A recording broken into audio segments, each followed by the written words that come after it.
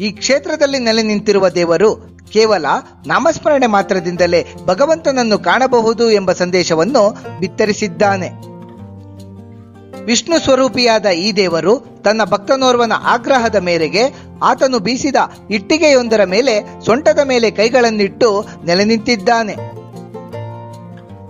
ಈ ಅದ್ಭುತ ಪ್ರಭಾವಶಾಲಿ ಮಹಿಮಾನ್ವಿತ ದೇವರನ್ನು ಕಾಣಲು ಪ್ರತಿ ವರ್ಷವೂ ಸಹಸ್ರಾರು ಮಂದಿ ಭಕ್ತಾದಿಗಳು ನೂರಾರು ಕಿಲೋಮೀಟರ್ ದೂರದಿಂದ ಕಾಲ್ನಡಿಗೆಯಲ್ಲಿಯೇ ಆಗಮಿಸುತ್ತಿರುತ್ತಾರೆ. ಈ ಪುರಾಣ ಪ್ರಸಿದ್ಧ ಬಹು ಪ್ರಭಾವಶಾಲಿ ದೇವರೇ ದೀನರ ದೇವರೆಂದು ಖ್ಯಾತಿಗೊಂಡ ಪಾಂಡುರಂಗ ವಿಠಲ. ಬನ್ನಿ ವೀಕ್ಷಕ ಬಂಧುಗಳೇ, ಇಂದಿನ ನಮ್ಮ ವಿಡಿಯೋದಲ್ಲಿ ಕೃಷ್ಣನ ಮತ್ತೊಂದು ಅವತಾರವಾದ ಪಾಂಡುರಂಗ ವಿಠಲನು ನೆಲೆ ನಿಂತಿರುವ ಪಂಢರಾಪುರದ ಕುರಿತು ಹಲವಾರು ಕುತೂಹಲಭರಿತ ಮಾಹಿತಿಗಳನ್ನು ಒಂದೊಂದಾಗಿ ತಿಳಿಯುತ್ತಾ ಹೋಗೋಣ. ಪಂಢರಾಪುರ ಇದು ನಮ್ಮ ನೆರೆಯ ರಾಜ್ಯ ಮಹಾರಾಷ್ಟ್ರದಲ್ಲಿ ಭೀಮಾ ನದಿಯ ಬಲದಂಡೆಯಲ್ಲಿರುವ ಸೋಲಾಪುರ ಜಿಲ್ಲೆಯಲ್ಲಿದೆ. ಪಂಢರಾಪುರದ ಸ್ಥಳದಲ್ಲಿ ಭೀಮಾ ನದಿಯು ಅರ್ಧಚಂದ್ರಾಕೃತಿಯಲ್ಲಿ ಹರಿಯುವುದರಿಂದ ಇಲ್ಲಿ ಭೀಮಾ ನದಿಗೆ ಚಂದ್ರಭಾಗ ಎಂದು ಸಹ ಹೆಸರಿಡಲಾಗಿದೆ. ಈ ನದಿಯಲ್ಲಿ ಸ್ನಾನವನ್ನು ಮಾಡಿದರೆ ಎಲ್ಲಾ ಪಾಪಗಳು ಪರಿಹಾರವಾಗುತ್ತವೆ ಎನ್ನಲಾಗುತ್ತದೆ. ನಮ್ಮ ನೆರೆಯ ಮಹಾರಾಷ್ಟ್ರ ರಾಜ್ಯದಲ್ಲಿ ಎಲ್ಲಕ್ಕಿಂತ ಹೆಚ್ಚು ಜನ ಭಕ್ತಾದಿಗಳು ನಡೆದುಕೊಳ್ಳುವ ಪರಮ ಪವಿತ್ರ ಕ್ಷೇತ್ರವೆಂದರೆ ಅದು ಪಂಢರಾಪುರ. ಪಂಢರಾಪುರವು ಕರ್ನಾಟಕ ಹಾಗೂ ಮಹಾರಾಷ್ಟ್ರ ರಾಜ್ಯಗಳ ಗಡಿಗೆ ಬಹಳ ಸಮೀಪದಲ್ಲಿದೆ. ಇಲ್ಲಿಗೆ ಕರ್ನಾಟಕ ಹಾಗೂ ಆಂಧ್ರ ಪ್ರದೇಶದಿಂದ ಬರುವ ಭಕ್ತರ ಸಂಖ್ಯೆಯು ಅಪಾರವಾಗಿದೆ. ಪಂಢರಾಪುರದಲ್ಲಿ ನೆಲೆಸಿರುವ ವಿಠಲನಿಗೆ ವಿಠೋಬ, ಪಾಂಡುರಂಗ ಎಂಬ ಹೆಸರುಗಳು ಇವೆ. ವಿಠೋಬ ಎಂದರೆ ವಿಠಲ ಬಾಬಾ ಎಂದರ್ಥ. ಮರಾಠಿ ಭಾಷೆಯಲ್ಲಿ ತಂದೆ ವಿಠಲ ಎಂದಾಗುತ್ತದೆ. ಸ್ಥಳ ಪುರಾಣ. ಪಂಢರಾಪುರದಲ್ಲಿ ವಿಠಲನು ನೆಲೆಸಿರುವ ಕತೆ ಬಹು ರೋಚಕವಾಗಿದೆ. ಹಿಂದೆ ಪಂಢರಾಪುರದಲ್ಲಿ ಪುಂಡರೀಕ ಎಂಬಾತನು ತನ್ನ ವೃದ್ಧ ತಂದೆ ತಾಯಿಯರೊಂದಿಗೆ ವಾಸವಾಗಿರುತ್ತಾನೆ. ಆತನು ತನ್ನ ತಂದೆ ತಾಯಿಯರ ಪಾಲನೆ ಪೋಷಣೆಯ ಕಡೆಗೆ ಹೆಚ್ಚಾಗಿ ಗಮನ ಹರಿಸುತ್ತಿರುವುದಿಲ್ಲ. ಹುಡುಗಾಟದ ಜೀವನವನ್ನು ನಡೆಸುತ್ತಾ ಕಾಲಹರಣವನ್ನು ಮಾಡುತ್ತಿರುತ್ತಾನೆ. ಒಮ್ಮೆ ಆತನಿಗೆ ಕಾಶಿಗೆ ಹೋಗಿ ಬರುವ ಆಸೆಯಾಗುತ್ತದೆ. ವೃದ್ಧ ತಂದೆ ತಾಯಿಯರನ್ನು ಮನೆಯಲ್ಲಿಯೇ ಬಿಟ್ಟು ಒಬ್ಬನೇ ಕಾಶಿಗೆ ಹೊರಟು ಬಿಡುತ್ತಾನೆ. ದಾರಿಯಲ್ಲಿ ಒಂದು ದಟ್ಟ ಕಾಡು ಸಿಗುತ್ತದೆ. ನಡೆದು ಸುಸ್ತಾದ್ದರಿಂದ ವಿಶ್ರಾಂತಿ ಪಡೆಯಲು ಆ ಕಾಡಿನಲ್ಲಿದ್ದ ಆಶ್ರಮವೊಂದರತ್ತ ಧಾವಿಸುತ್ತಾನೆ. ಅದು ಕುಕ್ಕುಟ ಎಂಬ ಋಷಿಗಳ ಆಶ್ರಮವಾಗಿರುತ್ತದೆ. ಋಷಿವರಿಯರು ತಮ್ಮ ಮಾತಾಪಿತೃಗಳ ಸೇವೆಯನ್ನು ತಮ್ಮ ಶಕ್ತಿಯನುಸಾರ ಮಾಡುತ್ತಿದ್ದುದನ್ನು ಆತ ನೋಡುತ್ತಾನೆ. ಅಷ್ಟೇ ಅಲ್ಲದೆ ಸ್ವತಃ ಗಂಗಾ, ಯಮುನಾ, ಸರಸ್ವತಿಯರೇ ಬಂದು ಆಶ್ರಮವನ್ನು ಶುದ್ಧೀಕರಿಸುವುದನ್ನು ಕಂಡು ಆಶ್ಚರ್ಯಚಕಿತನಾಗುತ್ತಾನೆ. ಈ ಬಗ್ಗೆ ಆತನು ಋಷಿಮುನಿಗಳಲ್ಲಿ ಕೇಳಿದಾಗ ಅವರು ಮಾತಾಪಿತೃಗಳ ಸೇವೆಯಿಂದ ಅವರಿಗೆ ಈ ಸೌಭಾಗ್ಯ ಉಂಟಾಗಿದೆ ಎಂದು ತಿಳಿಸಿ ಪುತ್ರ ಧರ್ಮವನ್ನು ಪುಂಡರೀಕನಿಗೆ ಉಪದೇಶಿಸುತ್ತಾರೆ.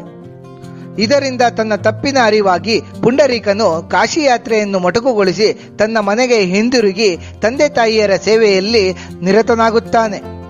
ತಂದೆ ತಾಯಿಯರ ಸೇವೆ ಮಾಡುತ್ತಿರುವಾಗಲೇ ವಿಠಲನ ನಾಮಸ್ಮರಣೆಯನ್ನು ಆ ಪುಂಡರೀಕನು ಮಾಡುತ್ತಿರುತ್ತಾನೆ. ಈ ಪುಂಡರೀಕನ ನಾಮಸ್ಮರಣೆಯಿಂದ ಪ್ರಸನ್ನರಾದ ವಿಠಲನು ಪುಂಡರೀಕನ ಮನೆಗೆ ದರ್ಶನ ನೀಡಲು ಆಗಮಿಸುತ್ತಾನೆ. ಆ ಸಮಯದಲ್ಲಿ ಪುಂಡರೀಕನು ತಂದೆ ತಾಯಿಯರ ಸೇವೆಯಲ್ಲಿ ನಿರತನಾಗಿರುತ್ತಾನೆ. ಸ್ವತಃ ವಿಠಲನೇ ಆಗಮಿಸಿದ್ದರೂ ತಕ್ಷಣ ಸೇವೆಯನ್ನು ಬಿಟ್ಟು ವಿಠಲನೆಡೆಗೆ ಆತನು ಬರುವುದಿಲ್ಲ. ಅಲ್ಲಿಯೇ ಇದ್ದ ಒಂದು ಇಟ್ಟಿಗೆಯನ್ನು ವಿಠಲನತ್ತ ಎಸೆದು ತಂದೆ ತಾಯಿಯರ ಸೇವೆಯನ್ನು ಮಾಡುತ್ತಿರುವುದಾಗಿಯೂ ಅದು ಮುಗಿಯುವವರೆಗೂ ಇಟ್ಟಿಗೆಯ ಮೇಲೆ ನಿಂತು ವಿಶ್ರಮಿಸಿಕೊಳ್ಳಬೇಕೆಂದು ಹೇಳಿ ತನ್ನ ಕಾರ್ಯವನ್ನು ಮುಂದುವರಿಸುತ್ತಾನೆ. ಆತನು ಎಸೆದ ಆ ಇಟ್ಟಿಗೆಯ ಮೇಲೆ ನಿಂತು ತನ್ನೆರಡು ಕೈಗಳನ್ನು ಸೊಂಟದ ಮೇಲಿಟ್ಟುಕೊಂಡು ವಿಠಲನು ಪುಂಡರೀಕ ಮಾಡುತ್ತಿದ್ದ ಸೇವೆಯನ್ನು ನೋಡುತ್ತಾ ನಿಂತಿರುತ್ತಾನೆ. ನಂತರ ಪುಂಡರೀಕನು ವಿಠಲನ ಬಳಿ ಬಂದು ತನ್ನನ್ನು ಕ್ಷಮಿಸುವಂತೆ ಕೇಳಿಕೊಳ್ಳುತ್ತಾನೆ. ವಿಠಲನು ಪುಂಡರೀಕನ ಭಕ್ತಿ ಮತ್ತು ಸೇವೆಗಳಿಗೆ ಮೆಚ್ಚಿ ಬೇಡಿದ ವರವನ್ನು ಕೇಳುವಂತೆ ಹೇಳುತ್ತಾನೆ. ಆಗ ಪುಂಡರೀಕನು ಭಗವಂತನಿಗೆ ನಿಂತಿರುವ ಜಾಗದಲ್ಲಿಯೇ ನೆಲೆಸಿ ಭಕ್ತ ಜನಗಳನ್ನು ಸಲಹಬೇಕೆಂದು ಕೇಳಿಕೊಳ್ಳುತ್ತಾನೆ. ಅಂದಿನಿಂದ ಈ ವಿಠಲನು ಪಂಢರಾಪುರದಲ್ಲಿ ಇಟ್ಟಿಗೆಯ ಮೇಲೆ ನಿಂತ ಭಂಗಿಯಲ್ಲಿಯೇ ನೆಲೆಸಿ ಭಕ್ತ ಜನಗಳನ್ನು ಹರಸುತ್ತಿದ್ದಾನೆ. ಈ ಪಂಢರಾಪುರದಲ್ಲಿ ವಿಠಲನು ರುಕ್ಮಿಣಿಯೊಂದಿಗೆ ನೆಲೆಸಿದ್ದಾನೆ. ವಿಠಲನ ದರ್ಶನವನ್ನು ಪಡೆಯುವ ಮುನ್ನ ಪುಂಡರೀಕನ ಸಮಾಧಿಯ ದರ್ಶನ ಪಡೆಯಬೇಕು ಎಂಬುದು ಇಲ್ಲಿನ ಪರಂಪರೆ. ಚಂದ್ರಭಾಗಾ ನದಿಯ ದಡದಲ್ಲಿಯೇ ಪುಂಡರೀಕನ ಸಮಾಧಿ ಇದೆ. ಇಲ್ಲಿನಿಂದ ಹತ್ತಿರದಲ್ಲಿಯೇ ವಿಠಲನ ದೇವಸ್ಥಾನವಿದೆ.